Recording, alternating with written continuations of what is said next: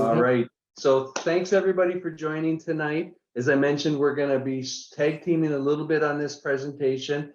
We're very excited. If you do have questions, you can put them in the chat. But at the end, we're going to stop presenting and open up for Q&A. Every question is welcome. We want you to invest with us, but more importantly, we want you to learn about investing in multifamily. So tonight we're talking about Cottonwood Apartments, 18 units in Lakewood, Colorado, which is a suburb of Denver, for those that don't know. Tonight we're going to talk about the sponsorship team, executive summary, market and property overview, our business plan, and then ultimately how to invest with us. I expect you all to read this in the 30 seconds that I leave it up. This offering is a 506c, so it is for accredited investors only. You will get a copy of this full disclosure when we send out this slide presentation. So a little bit about the Massive Capital team. So we have Sanjay at the top, Shirar, and Mike Bailey. They are our three principals. And as I mentioned, Shirar will be presenting a bit of the presentation tonight. Across the top, you have myself, Jasmine, Marie, and Candace. We're the investor relations team. And then we have several other people. So we have marketing manager, Brad, head of our acquisitions, Jen, who is asset manager, Binde, who's in accounting. Then we have Angela, who is our chief of staff. Jonathan, who we already mentioned, also lives in the Denver area. And then Senate, who runs our education program. A little bit about Massive Capital, if you don't know, this is all of the properties we closed in 22. I actually joined Massive Capital this year, but I've known the partners for several years. And in fact, 5 years ago, my first passive investment was through Sanjay. This year, we've closed in units in Amberwood. We closed a land deal, 10 acres just outside of Austin. We're about to close a 506B deal in Georgia. We're also raising for a luxury development in Houston, Texas.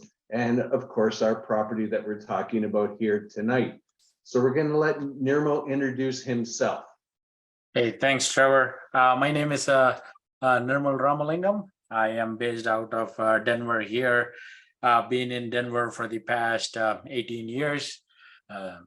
Started my real estate journey in the single family space, started fix and flips. Some of the flips have been on HGTV, but slowly graduated here to multifamily. We are partners with Massive Capital here. It is a very good, strategic and effective partnership. We closed a deal last year, and we are continuing that partnership here as well. So that's been great for us in the Denver market. Awesome. And Nirmal will be back talking a lot more about the property and our plan. So Shirar, are you going to go over a little bit of the context about investing in this particular market? That's right. Thank you. So just to kind of give you a little bit, the whole context is, before we get into the project, I wanted to share a little bit about why or how we should take a look at our portfolio and how we can balance the portfolio based on the location, the geographical location, and within the geographical location, what exactly the risk categories are. So hopefully next two slides, I'll talk about the location, how we take a look at the location on top of the conventional way, and why we think Denver, it's a very complementary investment location in addition to a Texas portfolio, right? So on the left side, whenever we take a look at location, we typically do the usual bottoms-up approach. We look at the city, the county, the zip code characteristics, and income population. And then we do our own internal analysis. That's the one I want to spend I'll spend a little bit more time on it, right? So we apply our own understanding of the location. That majority of the time that comes from us owning properties in that location. So in this particular case, as Nirmal was mentioning, we bought an asset already about 9 minutes up north from this location. So we know the location characteristics. And then we apply the population density. More the population density, it's more rentable area. And buy-sell activity, more the velocity of the money, which is a vetted out market. We look at the cap rate. And then the last thing, we take a look at the controllable versus the uncontrollable. Whole point is we want to make investments closer to the market We want to be on the side of the market. We don't want to play against the market, right? So that's the idea. And I'll take that controllable versus non-controllable, spend about 4 or 5 minutes and explain how Denver fits in, right? And always, as I do the analysis, think about Texas, right? So we run everything in terms of P&L. So on my right side, you can see the location. So every location has, we break down in 2 different ways. It's the revenue and the OpEx. With OpEx is the operating expense. Within the revenue, we have 2 categories, uncontrollable and the controllable. The uncontrollable that we cannot control is the population growth and the income growth. The market has to have a driver for it, right? So in this particular case, as you know, the Denver market, we'll talk about it, that has very good population growth, that has income growth, that related into the rent growth, but that is not in our control. But we want to buy assets that supports the population growth, income growth. What is in our control? It's how much of a value add that we can do by the renovation and property management, which is driven by market and the value add as well, right? So that's one. The second thing, especially in the operating expense, and as you know, the controllable utility maintenance repair, but the uncontrollable is the insurance and tax and labor costs. We have no control on the tax and insurance, right? It is set by the market. And then within the insurance, we have 2 categories. We'll break it down, which is the weather prone area or the usual weather, right? Weather prone area will be down south here in Texas, right? Or specifically, if we think about Houston, in a weather prone area, insurance goes up 20-30% year on year, and planning on buying assets in those buckets are tough, right? So we tend to pick some of the weather prone areas and also usual weather areas. Denver is usual, the typical snow happens, and this is the dual taxation state. That also implied that kind of has a benefit to the taxes. We'll talk about it, but their insurance in Denver is pretty low. So we'll talk about how the benefits. So another way, the uncontrollable money in terms of operating expense, it's very low. So our exposure of the risk is very low as well, right? And the second thing, we take a look at taxes. And as you know, instead of Texas, tax goes up every year. Some of the states that we invest, especially in the Carolinas, tax goes up every 3 years. So we can model that out better. Another benefit we have in the tax is that if the counties or the states that has dual taxation, fed and income level at the state level, they have a very low tax, property tax increase. So in other words, if you own a property in Denver area, the property tax is extremely low compared to a state that doesn't have income tax, such as here in Texas, right?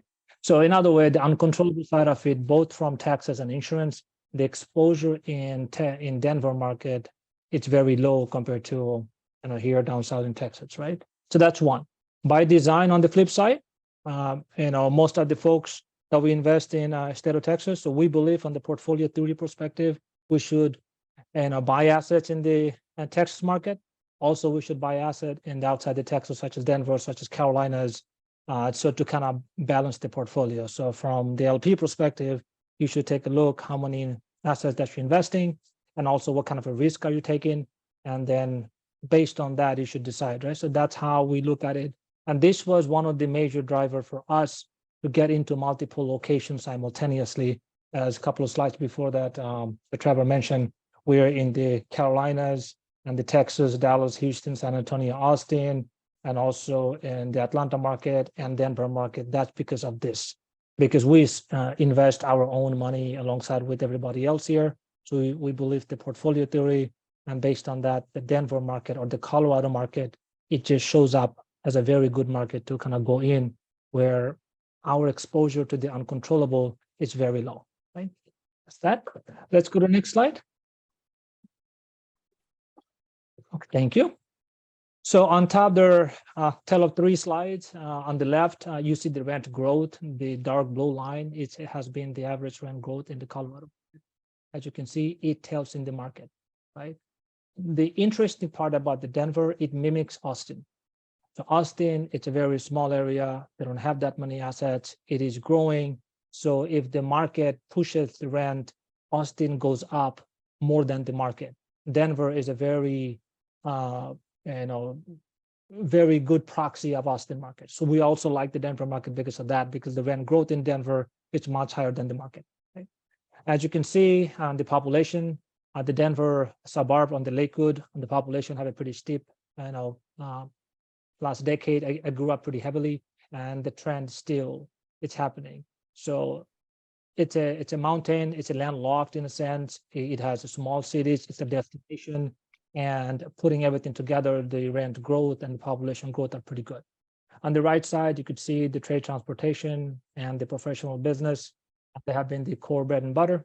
And so, the professional business services and trade transportation, it's like, it's there. And the other one, we have the government and the hospitality. We believe the hospitality and the government will increase much at a faster rate than the others.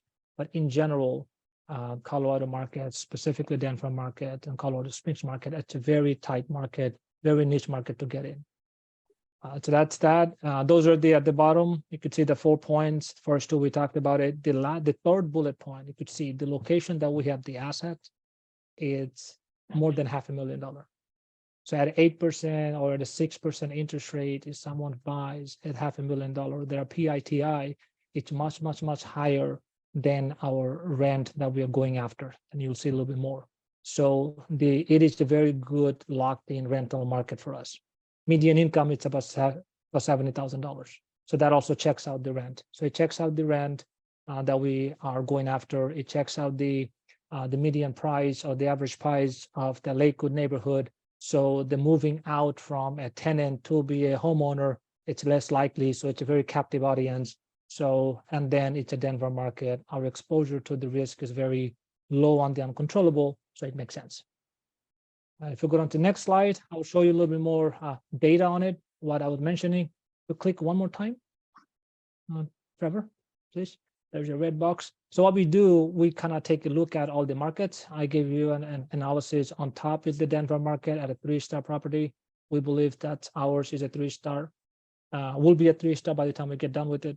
And at the bottom is the Houston. So as a data point, I highlighted the insurance in Texas. On the top in the Denver, you could see that if my total, from my typical expense perspective, it's about 27 cents and 62 cents on the taxes and insurance. So put together around $1. And then if you take a look at the Houston market, it's about $2. So when you take a look at the risk perspective, exposure perspective, $2 out of our, all the expenses that we have that we don't have a control over versus $1 in Denver. What it means is that every $1 increase in revenue in Denver, your NOI goes up at a much faster rate than Texas, which reflects into the return, because everything is a risk-adjusted return. And our goal is to find the areas where we take less of a risk and get more of a return, right? So that's the idea. So all in all, Denver is a very good market for us because of exposure to the uncontrollable risk. It's much, much lower than Texas. That in that particular location, the median house price is extremely high, more than $500,000. So we believe it's a very good, rental market. And we also own another property 10 minutes out from that location. And the whole project that we have done for the first property is with the same team. So it's the same team, take two, familiar location, and it's a very good risk-adjusted return as we go. Excellent. So that's the context. Trevor, back to you. Very good. Yeah. So I'm going to go over a little bit of the executive summary, do the first bit, and then Nirmo is going to talk more about the property and the plan. So, and again, I'm just presenting this, but a lot of the responsibility for this is Nirmo. He's the one who did it. So let's talk about it. He had a relationship with the owner. He got to know the owner. He met the owner. He spent some time getting to understand. He had a good broker connection. So all of these things are very important when you're trying to get into a location. Obviously, the location know-how. We have another property within 15-minute drive of this, so we understand this submarket. And also we mentioned Nirmo lives there. Jonathan and Monet lived in the area, so they understand the area and the market. This property was originally listed at $4.2 million. And we ended up purchasing it for $3.2 $1.6 million with a $50,000 credit at closing. So you can see there's a very, very big delta there. Also, this seller is known for renovating his properties, but keeping rents lower to market because their goal is to maintain 100% occupancy. They do not want to grind it out like we're going to be grinding it out. Okay, it sounds a little bit different, but these are people that are at the end of their career, and we talk a little bit about it here, the seller motivation.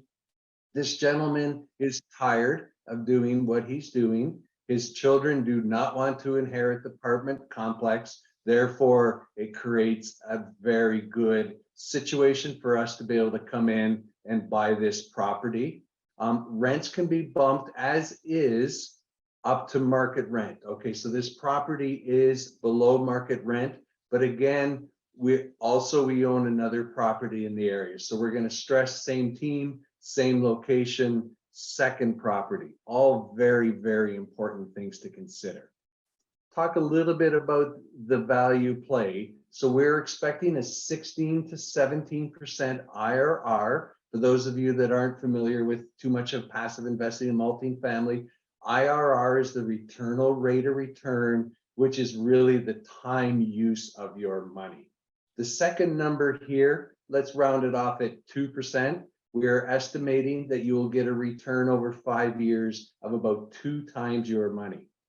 This particular property, we're estimating with our conservative underwriting, will spit off about 6% cash on cash. But we want to make sure that we're clear. We are offering a 7% preferred rate of return to our investors, which means until all of the investors receive their full 7% preferred return, the general partnership does not earn anything on this property. It's a straight 70-30 split, and the minimum investment is $50,000. Although all the numbers moving forward, we're at 100,000 is the minimum. It's just to make the numbers easy. The math works out really well. We're also going to be doing a cost segregation study, so that you'll get on 100,000 about 49,000 spread over the 5 to 6 years, and about 29,000 of that will come in year 1. So again, well, we're going to talk about why to invest in this property. Strong asset from day one. It's a well-maintained property with great rents. It's stabilized, and in fact, it was 96 when we bought it. It's now 100% occupied. It's doing well. There's a solid upside. There is growth and upside in NOI achievable through minimal interior renovations and touch-up. Low leverage. So in this day's market, you want to be involved in projects and things that lower your risk. So we are at a 61% loan to cost, and our debt service coverage ratio is 1.7 times. So we are in a very, very good situation in terms of risk and debt. We have a very attractive debt. We are assuming a loan. It's a Freddie Mac small balance loan, and it is fixed at 5.56%. So this cannot go up during the period of our time. Attractive purchase price, $200,000 a unit. On average, similar properties in the area are $220,000 to $240,000. We've also done, and Nirma will talk a little bit more of this later in the underwriting, but we have a conservative cap rate of 5%, but we've done a sensitivity analysis at 5.5%. And in case you didn't hear me the first time, same team, same location, second property, which also brings in a lot of safety into it. So Nirma's going to present on the next more about the actual property and rents that we can achieve. All right, thanks, Trevor. Yeah, I would like to stress that again. I know you said it a couple of times, but it is a big deal that we are doing the same team, same location, second property, because we know exactly what we are walking into, and I'll explain how that helps us as well. Here, this property has 18 units. 15 of them are 2-1s and 3 are 1-1s. They're about 600 square foot for the 1 beds and 850 for these 2 beds. They're pretty nice, large units. They're currently averaging about 1188 for the single beds and 1392 for the two beds, but our target is to get 1650 for the two beds, because that's what our target is for 850 square foot location. I mean, 850 square foot apartment in that location. But the good thing is, go to the next slide. So how do we know that we can get 1650, and how do we keep it conservative as well? Is what it's shown here. If you see on the left-hand side is the map. The 3600 Ingalls Street is a property that we purchased last year. This new property is 8 minutes away, pretty close by. And the pictures below the map is the renovations that we have done in our Ingalls property. So these renovated property are already achieving 1650 rents. But the catch there is they're only 650 square foot. In $1 per square foot range, we are getting almost $2.50 per square foot. But in our new property, we are being conservative, and we are expecting only $1.94 for our renovated units, which are 850 square foot. So that's where we are trying to be conservative. If we get more, it's a bonus, but our underwriting caps out at 1650 growth in our rents. So for example, if you see the picture below that on the right-hand side is a property that is being listed for rent right now in that same market. It's only 800 square foot, but they're already listing it for 1800. I mean, it's a little updated, but it's still smaller, and they are still getting higher rents than we are projecting. So we have a good buffer there. Yeah, and one thing too to look at too, if you look at this $1,800, so you want to make sure that people earn the minimum of 3 times rent. Even at this $1,800, if you look at the average income in the area, we can establish the more than 3 times income for rent. So it's a really, really a good thing for your risk reward. Correct. The income is high enough to qualify for these units, but they're not high enough to afford a single family. So that's the gap we are trying to capitalize on. So this is the front of. Can you just go to the picture one more time? Go back. So this is the front of the property. If you see that, it has a good curb appeal. It has well-matured trees in the front, manicured lawns, well-built property. It has brick. It's complete brick construction in the front, and the cinder block in the back. And these properties are, well built. They're built to last for a long time.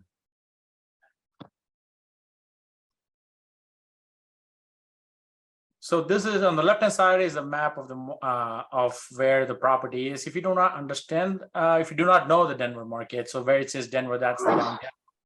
And the mountains are on the west side of downtown. So where my pointer is, so that's the mountains, and people generally like to live on the west side of town. Easy access to the mountains, good mountain views and all that. So our property is in that neighborhood. An additional bonus there. As I mentioned, 18 units. It was constructed in 1959. Like I said, if you see in the back, this is again a cinder block construction in the back. It has a very nice lawn in the back with some sitting area as well. And again, well maintained by the previous owners.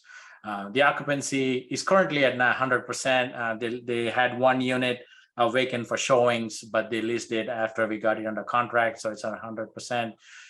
And average square foot is about 850 square foot, so nice big area units. So all these units, if you see, they have windows in the front of the building and the back of the building. So it is very, very well lit inside. If you walk in, it's bright and nice.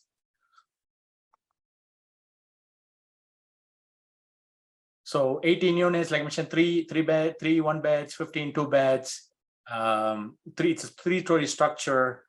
It is, it's in a Denver metro area. It's in Denver and surrounding area, and the actual submarket is Lakewood.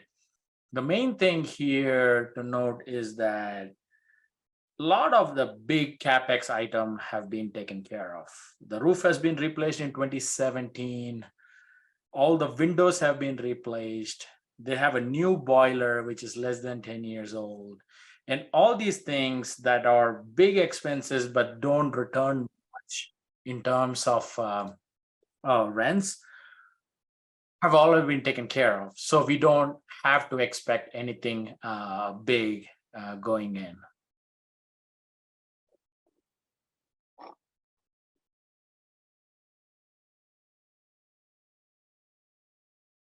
So yeah, one thing I also wanted to mention was this, like Trevor mentioned, the owners have taken good care of the property, and they have updated about 60% of the interiors as well. The floors have been updated, new paint, some vanities have been updated, some tile in the bathroom have been updated, light fixtures have been updated as well. So about, I would say, the only thing they didn't touch was the kitchen. So other than that, they have done most of the updates. But one thing they didn't do was they didn't raise the rents. So we have an immediate opportunity walking in to raise the rents by at least $50 a unit by virtually doing nothing. So as the leases come up, we can raise the rents to market. That is because they are still lower than market. Even with the $50 increase, it will still be lower than the market for the upgrades they have gotten so far. So that's what we're going to do there. The current management have used RUBS, and we want to switch that to a fixed utility fee. There's one thing they did not do is the units inside have Zinsco breakers, and we want to go in and replace them as soon as possible so that we can get a big break on our insurance cost as well. So the next step after that would be to rehab the kitchen, see if we can add paint the cabinets, resurface the countertops, freshen up the appliances, change the vanities in some of the bathrooms that have not been changed. And there you go, you have another chance to bump up the rents back to market. At the same time, if you have seen the picture in the back, it's nice, well manicured space in there, so we can add, there's enough space to add a dog park. Even though the curb appeal is pretty good, we can still do power wash the bricks and make it nice and fresh. The only thing that we found during our inspection was that it had a minor sewer issue. So we have a bid for about $4,000 to fix it. So it's not a big deal, but we want to take care of that as well as soon as we walk in. The next thing is the property management. The property management, they take care of the day-to-day activities, and it's very important to have a good working relationship with these guys. And we have already, so we're going to bring in our property management from our previous property that we have. They have done a very good job for us, and we want to bring them in and help us drive our business plan. They know how we work, we know how they work, and it's been a good synergetic relationship so far.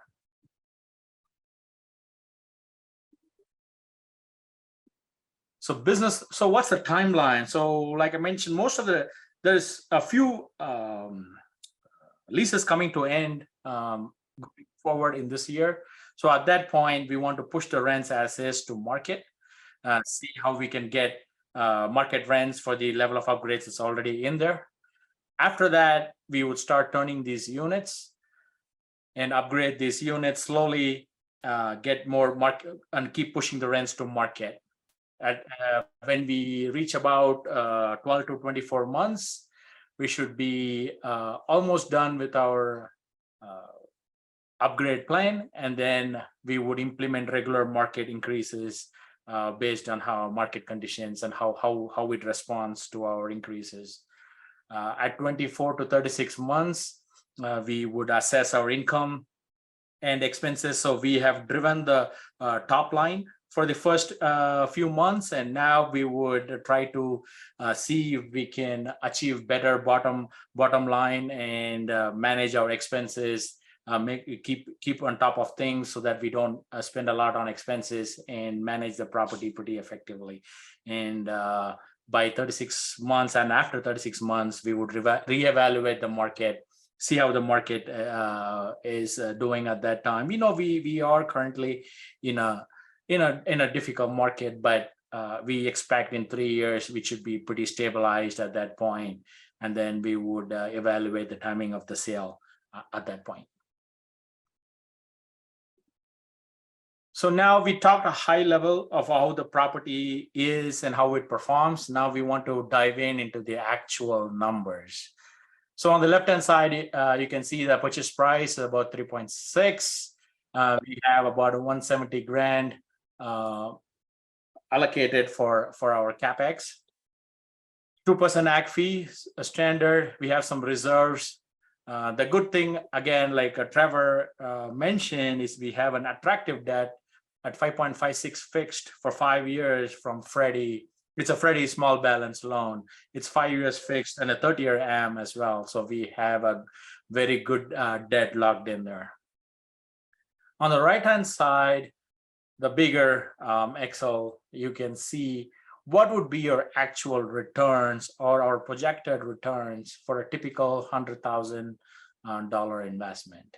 So if you invest $100,000 with us in this property, at year one, we project about 4,400 in cash distributions, so about 4.4% in cash on cash. The next year, as we keep pushing the rents, we expect a significant bump in there. So we expect a 7.1% cash on cash, and then it slowly stabilizes after that. So if you average it out over the 5-year hold, it comes to about 6%, like it's mentioned on the bottom.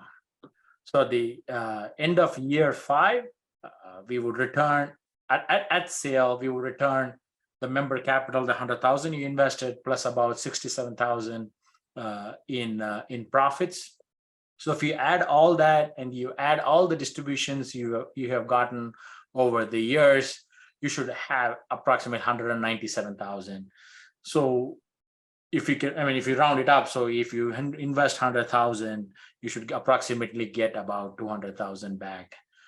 If you want to be very particular, it's about 1.97x. So 197,000 is what we are projecting.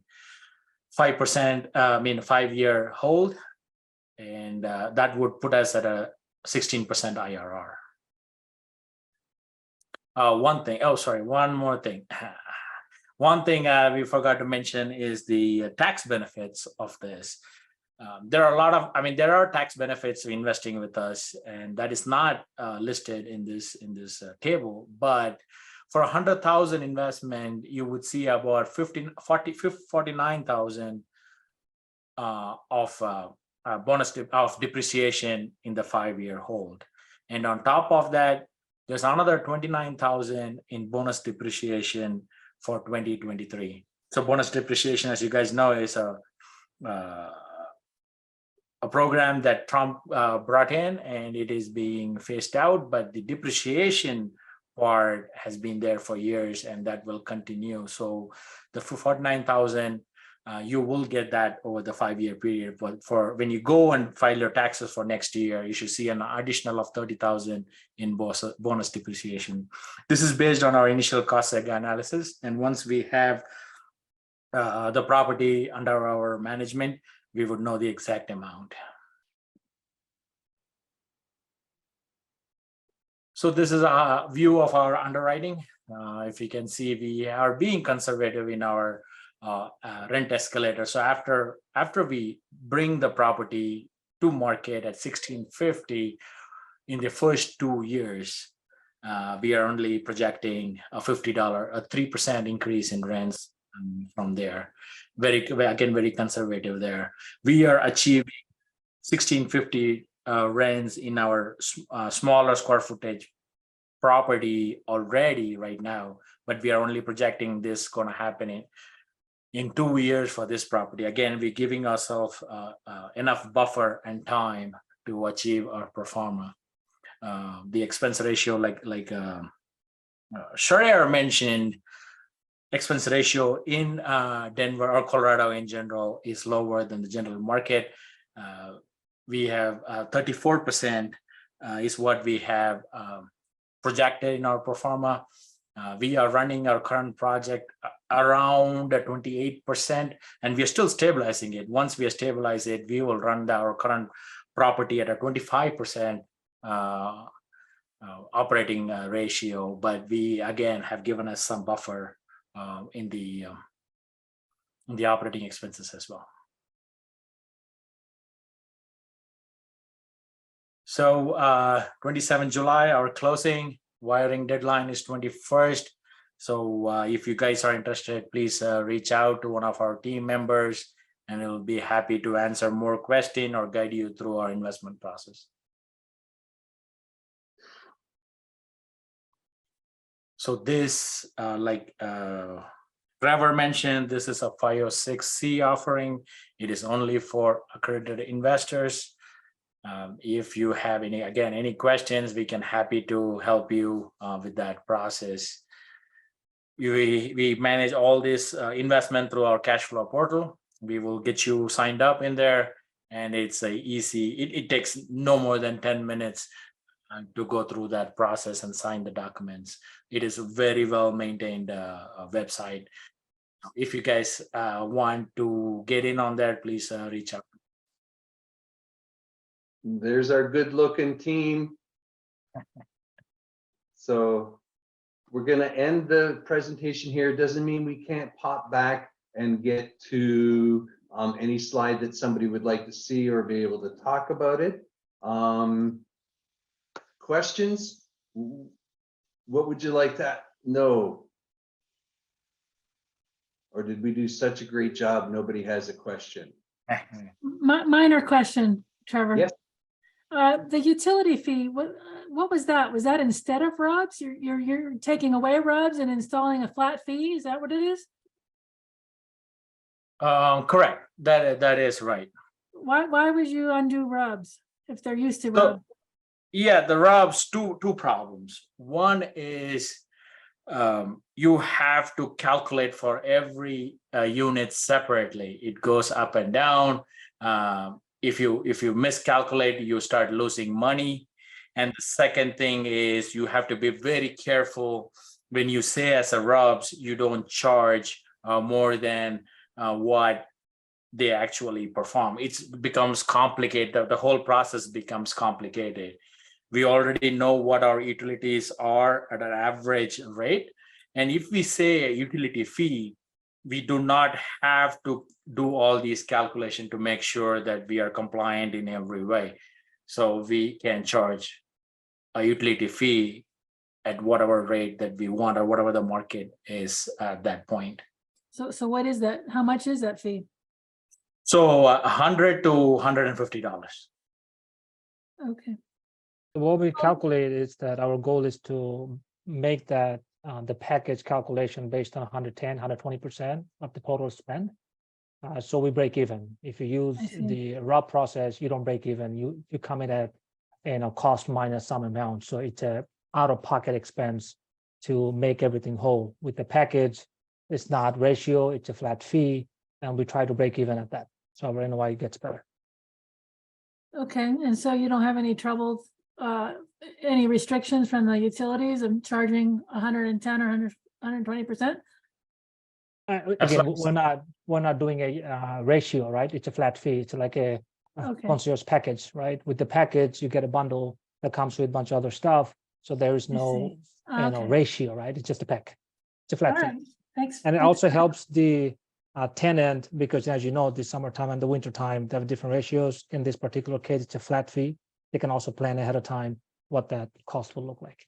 So it's a best of both sides of it. Okay, thanks for the clarification. Yeah, the residents like it too because they know exactly what they need to pay for utilities. Any other questions? How much I missed the very beginning. How much are you raising on this?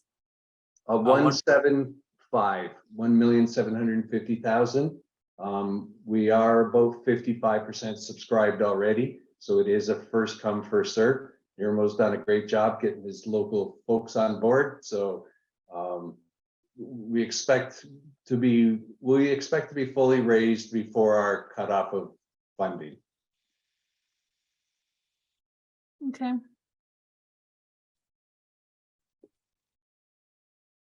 Any other questions? So we've put our contact info in the chat. Jasmine, by the way, she's multitasking. She's driving to the airport, putting her link in there.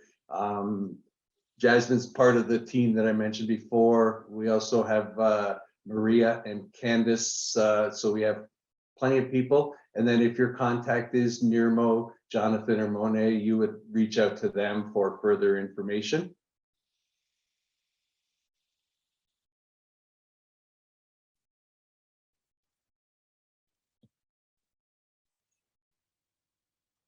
I mean, as the questions come in, I think last webinar that we did, we had a couple of questions. On the lending side, just to share a little bit more, a tad bit with you, and in a peer review market from the small balance loan is typically 1.3, 1.35 DSCR. It's a Denver market. Lenders are bullish on the market as well. So we're able to get 1.25 DSCR based on the experience of local team and the balance sheet. And that was one of the questions that we had. Also, the second question we had, one of the comments was, this is a small market, and this is a small property. So feedback, I mean, and our takeaway is that Denver is a fragmented market because the city it's an older city. So you get lots of 30, 40, 50 units. Then you got boom, 100 units, all brand new. So our strategy is that first we penetrate into the market, which is the first one. That was a recourse loan we took. And now this is the first non-recourse loan. This is the second one. Now we have a couple more in the pipeline. And so we kind of finally broke into the market. We're having a broker relationship. And that's how we got this property. Interesting data point is that first, I think 4 months, Nirmal, correct me if I'm wrong, that they did not let anybody come in even walk the property unless you made a 4.2 million offer. So we were there. We just continued with them. So when the moment, they had a cold fit, we were the first one in there with our offer. So Denver, it's a very extremely competitive market, and the strategy is small. Then when you get the big one, we take it down. And operational know-how in that area, given the weather, climate, and the small community of both the brokers and the asset management, it is very important to buy as much as you can. Independent to the size of it. So we believe this is a good size. Couple that with the others, we'll have $7-8 million worth of assets in less than 12 months. We have a couple more in the pipeline, so we should be able to build up the portfolio in Denver area pretty quick. So that's when Monet and Jonathan, both of you guys are in Denver market. So yeah.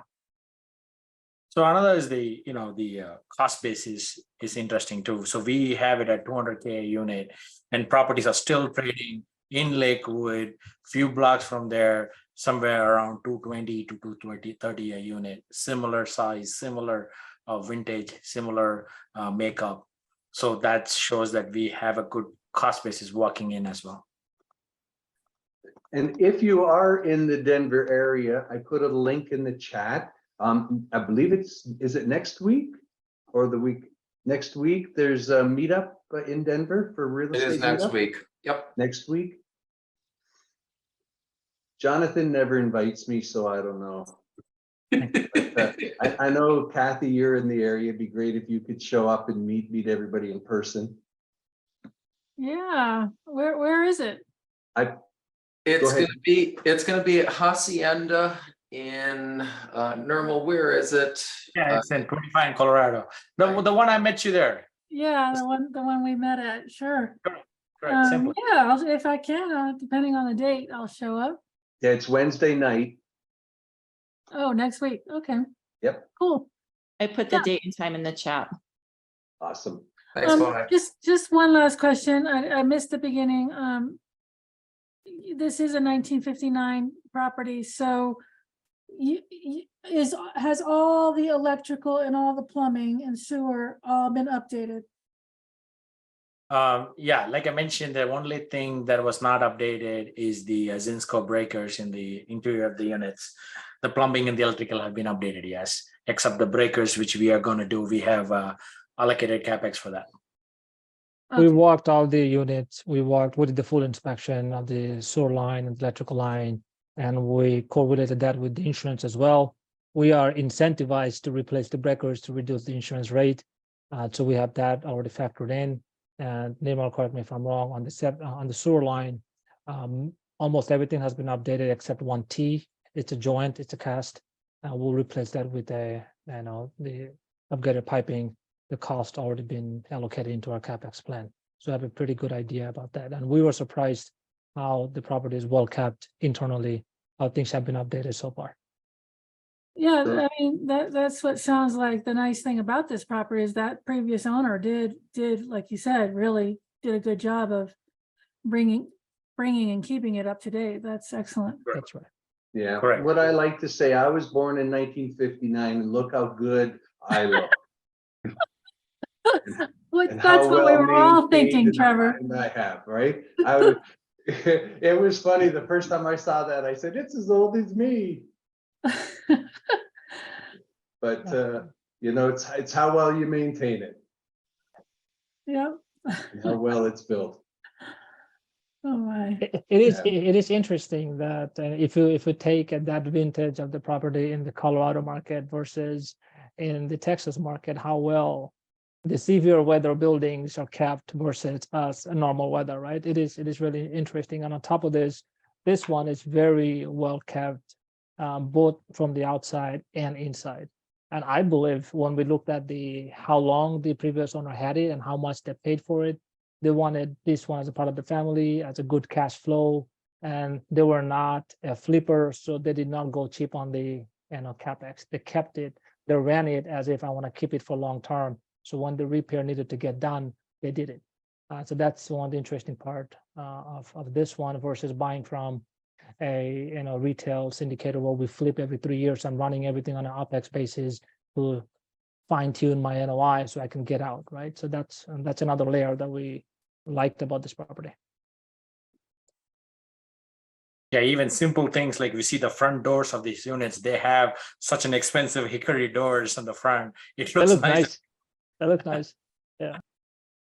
So a copy of this webinar, for those of you that came late, will be sent out to everyone that signed up for it. We can also, this is an updated deck. We had some questions in the last one and we updated our deck here. So that will also get uploaded to our cash flow portal or be available for anybody if you want to have it emailed. As we mentioned, reach out to anyone on the Massive Capital team, Nirmo. We're happy to help you answer more questions. We believe this is a great property. We believe that we will be fully funded by our date. And again, it's a first come, first serve. So if you are investing with retirement funds, remember it takes a little bit longer to get in. So don't wait till 2 days before the funding date and say, hey, I want to. It may be where we're not able to take that investment. So, and we'd love to have you as partners. So And that, go ahead. where can we, shall I ask y'all one of you privately about how your property on Ingalls is performing? You can ask here, that's fine. No, Okay. no How's your problem. property performing? It's above pro forma. That's the short answer. In Correct. detail, Nirmal, you break it down for me. So yes, please. No, that's a very good question. We're more than happy to talk about it. So Correct. Nirmal. We are in the middle of extensive. So that property, when we bought it, it needed a heavier value add than this one, and we are doing a lot more work. That's a complete.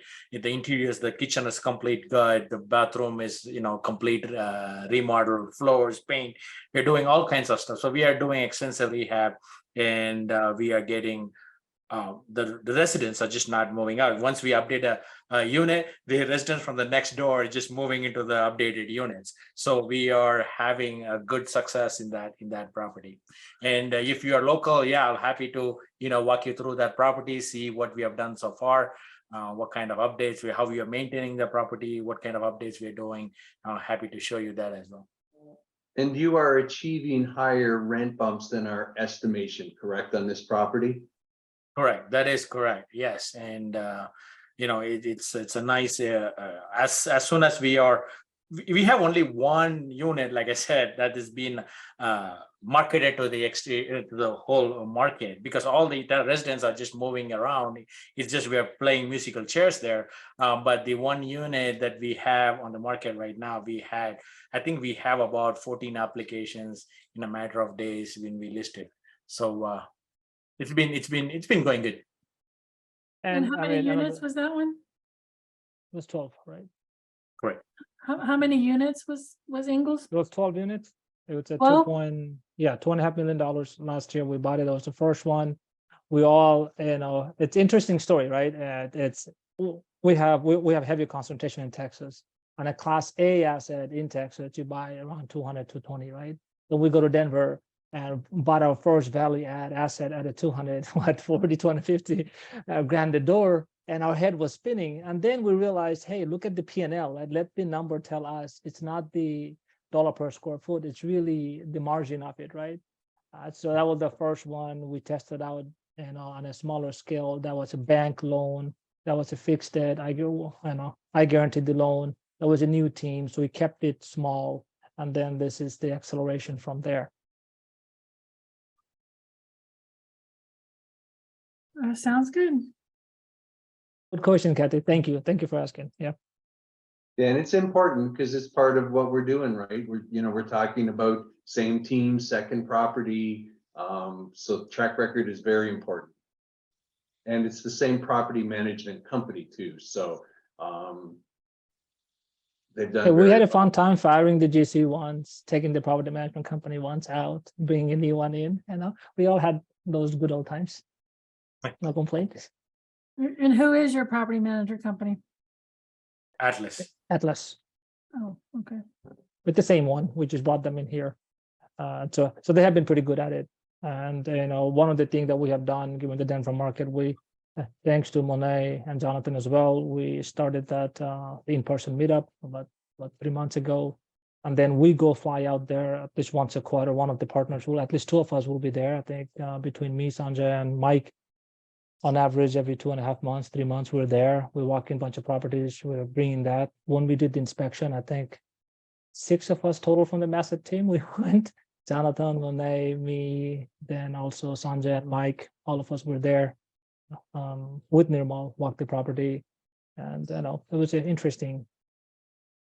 So we have a good amount of conversation within the Denver market. Yeah, when I moved here, I had the same sticker shock as you. I couldn't believe paying for a 1950s or 60s vintage that kind of price per door. It took me a long time. It took me a couple of years to accept that. You know what I mean? Look, I didn't realize it. To me, US is our marketplace, and we should find projects where we have the better margins are, and we should take a side where the market is, right? We started with that hypothesis. Me and Sanjay, we're macro guys. When we take a look at that, number one, what we realize is the dual taxation states, as much we hate it, property tax doesn't go up as fast. Hallelujah. We can model something at a 5, 6, 7% growth rate versus some of the other states. I can model a 30% growth on the your insurance. People's gonna call me something else, right? And a whole lot of beautiful adjectives. So we feel comfortable about the modeling and the forecasting in the Colorado market. But it's been interesting and extremely competitive, at least it's today's market. Someone reached out to us, and it's a good asset, good location, at a 4.3 cap in today's market. And it's gonna trade at a 4.5, 4.6 cap. It's crazy. But it's a good market, right? Because your NOI, your OPEX ratio is so low, so you are on the side of growing your NOI much faster than other states. Yeah, I'll have to drive by. I know the area. It is a decent area. Yeah, you like it. I mean, drive by, take a look at it. Go on the backside of the property as well. It's a really good home feel to it. It doesn't feel like you are on the like smaller, and sometimes you can feel like it's a blue color, it's right on the street, but it's not. It doesn't have the feel. It has really home feel to it. Please drive by. Okay. And drive by to the other one as well. And before you drive by to the Ingalls one, take a look at the previous pictures on apartments.com. So when you go now, you'll see the updated Oh, yeah? picture. So you'll have Okay, a I'll do better that. appreciation for it. I Yep. will. Thanks. No problem. Awesome. Well, thank you, everybody. We really appreciate you taking the time, and reach out to anyone on the team if you have any further questions. For those in the Denver area, we hope that you get a chance to come to the meetup next week and connect with the team at their meetup as well. Awesome. Thanks, Nirmo, Sherard, Jonathan. I don't know if Jasmine's got to the airport yet. I hope she gets to the airport. She has a flight to catch, and she has to go somewhere else too. So Awesome. So All right. Well, thank you. thank you, everybody. Have a great evening. Thank you. thanks, everybody. Bye. Thank you. Thank you, Bye. everybody.